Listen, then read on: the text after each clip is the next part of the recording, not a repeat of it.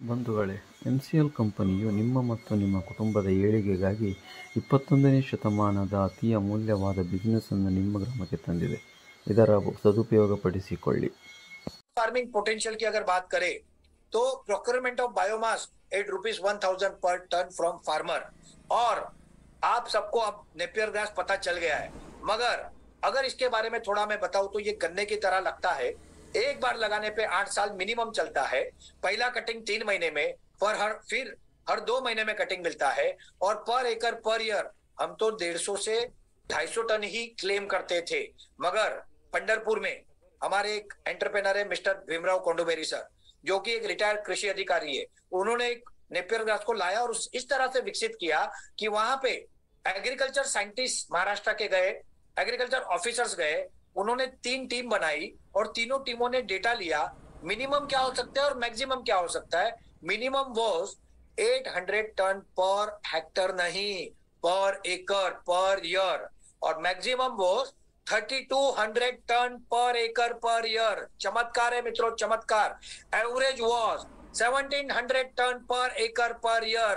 और ये आपकी आंखों से जाके देखो। मैं सारे एमबीपी उद्योजकों से विनती करूंगा कि वो लोग अपने तालुका के एमबीपी वालों को लेके जाए वहां से नेपियर ग्रास के, क्योंकि वो साइंटिफिक वे से डेवलप है, वो गवर्नमेंट सर्टिफाइड है, और वो प्रॉपर वे से उन्होंने किया है। वो आपको सिखाएंगे, वो आपको समझाएंगे, और उसका लाके आप एक डेमो इनिशियली करो।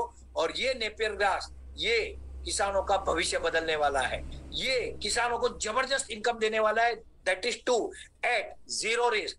क्योंकि समझो एक क्रॉप खराब हो गया, इसको कीड़े लग गए, हमको कोई बड़ा फर्क नहीं पड़ता। We are concern with quantity and not with quality. तो ये एक आसान क्रॉप है मित्रों।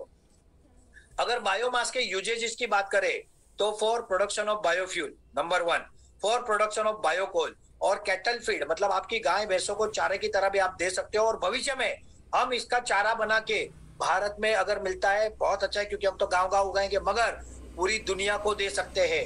अरब कंट्री में घास नहीं उगता, वहां पे भी दे सकते हैं। आपको पता ही होगा कि अभी अरब कंट्री ने कितने मेट्रिक टन गोबर मंगाया है। अब इसमें का एक मैं बहुत महत्वपूर्ण आपको बात करना चाहूंगा कोल के बारे में। आज के इस विषय में हमने इस विषय को विस्तार से नहीं लिया है, बट आपको ये जानना जरूरी है, इसलिए मैं थोड़ा सा बताऊंगा। मिस्टरों, जो कोयला है ना, कोयला, उसकी वर्ल्ड मार्केट है 60 लाख करोड़, 60 लाख करोड़ की वर्ल्ड मार्केट है। भारत की मार्केट बात करें ना तो वो भी 10 लाख करोड़ की मार्केट है। कोयला प्रदूषण का सबसे बड़ा कारण है विश्व में, क्योंकि उसमें सबसे ज्यादा प्रदूषण होता है। कोयला जब हम जमीन से निकालते हैं तो वहां जंगल होते, जंगल के जंगल नाश होते, जमीन का पूरा नुकसान होता है, पर्यावरण का पूरा बैलेंस बिगड़ जाता है।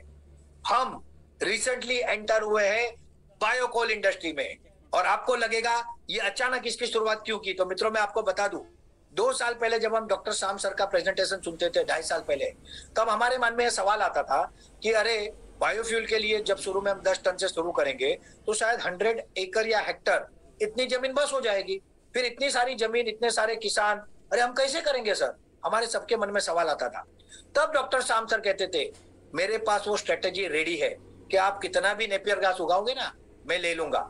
जो चीज हमको समझ में नहीं आती उसका प्लान डॉक्टर श्याम सर के पास कई सालों पहले रेडी होता है, और उसी का एग्जांपल है बायोकोल।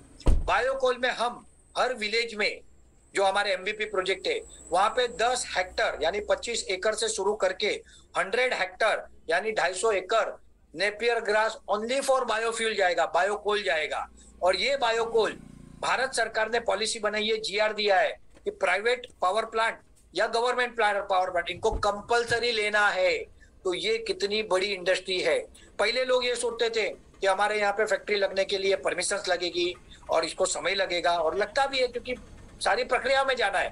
मगर बायोकोल अगर आप 100% एमबीपी करते हो, अगर आप आपके किसानों का टारगेट कर लेते हो, तो आपके यहाँ पे इमीडिएट स्टार्ट हो सकता है।